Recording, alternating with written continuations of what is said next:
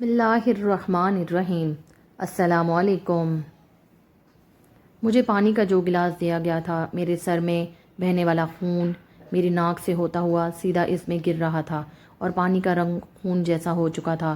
میرا نام کشور سلطانہ ہے۔ میں لاہور جلو پارک کے علاقے کی رہنے والی ہوں۔ ہم دو بہن بھائی، ایک بھائی اور ایک بہن تھے۔ میرے والد صاحب جلو پارک میں ہی گریڈ 4 کے ادنیٰ سے ملازم تھے۔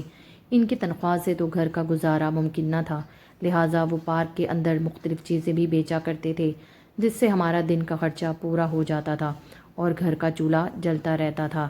جب میری ماں پھیپھڑوں کے مرض میں مبتلا ہو کر انتہائی لاغر ہو گئی، مجبوراً ان کو ہسپتال لے جانا پڑا، تو ہسپتال کے اخراجات کو پورا کرنے کے لیے ہم دونوں بہن بھائی بھی والد صاحب کے ہمراہ محنت مزدوری کرنے لگے، مگر اس کے باوجود بھی اتنا نہ کما پائے کہ والدہ کا علاج جاری رکھ سکیں، تو مجبوراً میرے والد نے سرکاری ملازمت سے ریٹائرمنٹ لے لی، اور ریٹائرمنٹ لینے پر ان کو جو 3 لاکھ روپے کا فنڈ ملا وہ انہوں نے والدہ کے علاج معالجے پر لگا دیا۔ اتنے اخراجات کے باوجود بھی میری والدہ صاحبہ کی طبیعت میں کوئی بہتری نہ آئی، البتہ سسک سسک کر مرنے کے بجائے وہ ہسپتال میں انتہائی پرسکون حالت میں اس جہان فانی سے کوچ کر گئیں۔ والدہ صاحبہ کی موت کے بعد میرا چھوٹا بھائی گھر میں رہتے ہوئے ڈرتا تھا، اور میں چونکہ جوانی کی دہلیز پر کھڑی تھی تو مجھے والد صاحب اکیلے گھر نہیں چھوڑ سکتے تھے، لہٰذا والد صاحب ہم دونوں بہن بھائیوں کو اسکول سے واپس آنے کے بعد پچھلے ٹائم اپنے ساتھ جلو پارک لے جاتے تھے۔ والد صاحب اور بھائی وہاں سردیوں میں قہوہ، یخنی والا سوپ، چائے اور گرم انڈے، جبکہ گرمیوں میں لیمن سوڈا، املی، آلو بخارے کا پانی اور شکنجبین وغیرہ بیچتے، اور میں وہاں ایک لائٹ کے نیچے روشنی میں بیٹھ کر پڑھتی رہتی۔ میں چونکہ جوانی کی دہلیز پر پہنچ چکی تھی، لہٰذا اس نادان عمر میں عام لڑکیوں کی طرح مجھے بھی لڑکوں میں دلچسپی پیدا ہونے لگی، اور اپنی دوسری سہیلیوں سے سن کر میرا بھی دل چاہنے لگا کہ میرا بھی بوائے فرینڈ ہو۔ مجھے یاد ہے جب کالج میں میرا پہلا سال شروع ہوا تھا تو میرے والد صاحب نے مجھے پاس بٹھا کر بہت محبت سے سمجھایا تھا کہ بیٹا، والدین کی محبت کے سوا کسی انسان کی محبت سچی اور مخلص نہیں۔ میں نہیں چاہتا کوئی درندہ صفت انسان میری بیٹی کو بہکا کر اس کے جذبات کو ٹھیس پہنچائے یا میری عزت کے ساتھ کھلواڑ کرتے ہوئے اسے پامال کر دے۔ میں نے والد صاحب کی باتوں کا اثر لیا، مگر فقط 2 یا 3 دن بس۔ اس کے بعد شام کو جب میں پارک میں بیٹھی پڑھ رہی ہوتی تھی تو مجھے محسوس ہوتا تھا کہ ایک لڑکا مسلسل مجھے دیکھ رہا ہے۔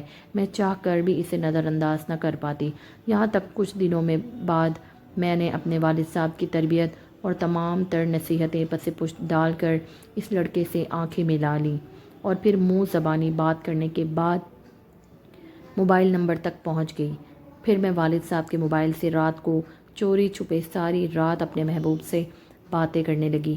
پھر اسی پارک میں والد صاحب اور بھائی کی نظروں سے اوجھل ہو کر میں نے اپنے محبوب سے ملنے لگی۔ بعد ازاں مجھے محبوب کی محبت اس حد تک سچی لگنے لگی کہ میں نے والد صاحب کی محبت اور نصیحت کو بھلا کر اپنا جسم اپنے محبوب کو سونپ دیا۔ پھر اس گناہ کی ایسی لت لگ گئی کہ پتہ نہیں کتنی بار اس شخص نے میرا جسم نوچا۔ بعد ازاں جب میں نے اس سے ضد کی کہ وہ مجھ سے نکاح کرے تو اس نے ٹال مٹول سے کام لینا شروع کر دیا۔ جب میں نے اس کے تمام بہانے دور کر دیے تو اس نے کہا کہ وہ اس بات سے ڈرتا ہے کہیں میرے والد کورٹ میرج کرنے کے بعد اس پر کیس نہ کر دیں، لہٰذا میں نہیں کر سکتا۔ بصورت دیگر میرے والد صاحب کا راہ سے ہٹنا ضروری تھا۔ ایک غیر محرم کی محبت میں اندھی گناہ کی دل میں دھنسی ہوئی میں کشور سلطانہ اپنے محبوب شعیب نواز کی باتوں میں آ کر اپنے والد کو قتل کرنے پر راضی ہو گئی، اور والد صاحب کو نیند کی گولیاں کھلا کر اپنے محبوب کو گھر بلا لیا، جس نے گلا دبا کر میرے والد صاحب کی جان لے لی اور خود کچھ دن کے لیے اپنے آبائی علاقے ہارون آباد چلا گیا۔ میرے والد صاحب چونکہ غریب آدمی تھے، لہٰذا کسی کو بھی شک نہ گزرا ان کا قتل ہوا ہے۔ بنا کسی قانونی کارروائی کے ان کو غسل دے کر کفن کے بعد جنازہ کروا کے دفن کر دیا گیا، اور میرے والد صاحب کی موت کے 10 دن بعد میرے بھائی نے قریبی انڈسٹری میں جاب شروع کر دی۔ میں نے اپنے محبوب سے رابطے بحال کر لیے، اور ایک بار بھائی گھر سے نکلا تو میں بھی شعیب نواز کے ساتھ نکل کر فرار ہو گئی اور ان کے آبائی گاؤں پہنچ گئے جو پنجاب کی آخری حد ہارون آباد میں آتا تھا۔